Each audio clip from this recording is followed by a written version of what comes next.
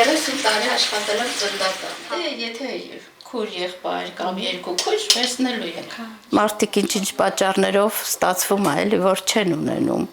Կյանք ենքան անակնկալ ունի լավ ու վատ։ 30 տարի մանկաբարձագինեկոլոգիական բաժանմունքում աշխատած բազմաթիվ ծնունդներ տեսած տիկին Հռիփսիմեն այդպես էլ կրծքին չսեղմեց սեփական երեխային։ Մայրական բերկրանքը կողքից է տեսել ու երբևէ չի զգացել։ Ճիշտն ասած, ես նենց էի հուզվում, մի տեսակ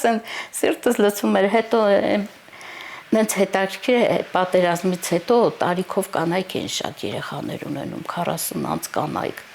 որ գալիս էին իրանց մեծ երեխաների հետ այդ պուճուրը տանում էին, այնպես մի տեսակ սենց,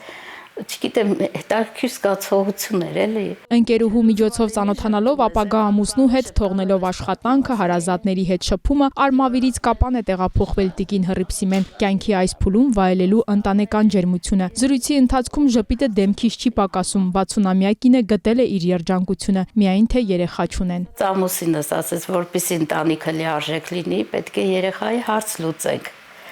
Դասմա դու կկարողանաս լուծել, հələ աշխատի, տես ինչ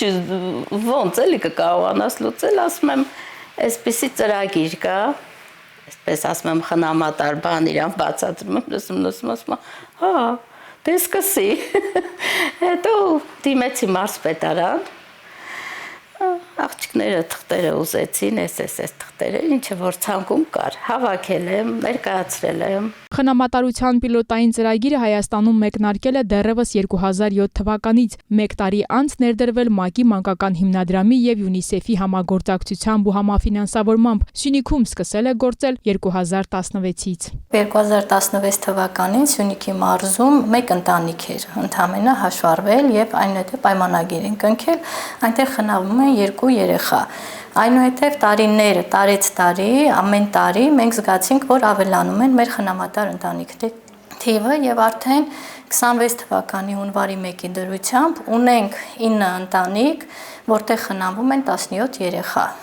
Ամենաշատը, այսպես ասեմ, 24 թվականին էր, որտեղ ունենք 10 ընտանիք եւ խնամվում էին 19 երեխա։ Խնամատարությունը համարվում է աշխատանք, որի համար պետությունը վճարում է։ Նպատակն է ընտանեկան ջերմություն, խնամք պարգևել տարբեր պատճառներով դրանցից զրկված երեխաներին։ Պետությունը մի քաղաքականություն է որդեգրել, որտեղ երեխաները պետք է ապրեն ընտանիքում, իսկ անհնարինության դեպքում ընտանիքահեն, այսպես մոդելում։ Իսկ խնամատարությունը դա հենց ընտանիքահեն այլընտրանքային մոդելն է, կա խնամքի տրամադրվող գումար եւ կա առանձին աշխատավարձ։ Առանձին աշխատավարձը դա նվազագույն աշխատավարձն է եւ երեխայի համար առանձին նախատեսված խնամքի գումարն է։ Իդեպ Սյունիքի մարզում խնամատարության ներդրման օրվանից ի վեր, այսինքն վերջին 10 տարում ոչ բոլոր համայնքներից են դիմել ծրագրին։ Մեղրիից ու Քաջարանից առհասարակ ոչ մեկը ցանկություն չի հայտնել իր ընտանիքում խնամելու կյանքի դժվարին իրավիճակում հայտնված երեխայի։ Խնամատարության ծրագրի առաջամարտիկ է Սիսիանը, հետո Գորիսը, իսկ Կապանից տարիների ընթացքում հաշվառվողներ եղել են, բայց ինչ-ինչ պատճառներով գործընթացը կիսատ է մնացել եւ դիմողը խնամատար ծնող այդպես էլ չի դարձել։ Մեր տեսանյութի հերոս տիկին Հռիփսիմեն Կապանի տարածաշրջանից առայժմ միակն է, որ խնամատար ծնող դառնալու ցանկություն է հայտնել։ Թղթաբանության փուլն անցել, վերապատրաստման դասընթացների է մասնակցել, հավաստագիր պետք է ստանա։ Օրեր է հաշվում, սրտի թրթիռով սպասում, թե երբ պետք է գնա երեխայի հետևից եւ նրան նոր ընտանիք բերի։ Պատրաստ եմ, այո, իհարկե, շատ բաներից հրաժարվել, որպեսզի ես գիտեմ, որ փուլ կա, որ պետքա համբերատար լինեմ,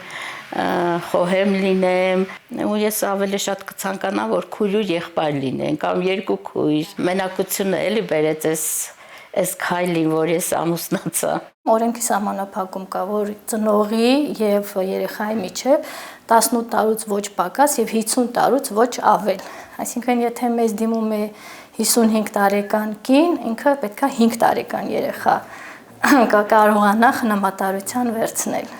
Փորձը ցույց է տալիս խնամատար ընտանիքներում ապրող երեխաներին կենսաբանական ծնողները այդպես էլ տուն չեն տանում։ Կարող եմ ասել, որ կենսաբանական ծնողների հետ միավորում դեռ չունենք, որովհետև կենսաբանական ծնողները ցանկություն չեն հայտնել իրենց երեխաների հետ միավորվելու։ Ձեռքը բռնած դպրոց տանես, երաժշտական տանես, պարտեզ տանես, ինչ որ միտեղ քայլելուց ասես իմ երեխան է, իմ աղջիկն է։ Հերմինե Միքայելյան, Ալեն Ծատերյան, Սյունիք լուրեր։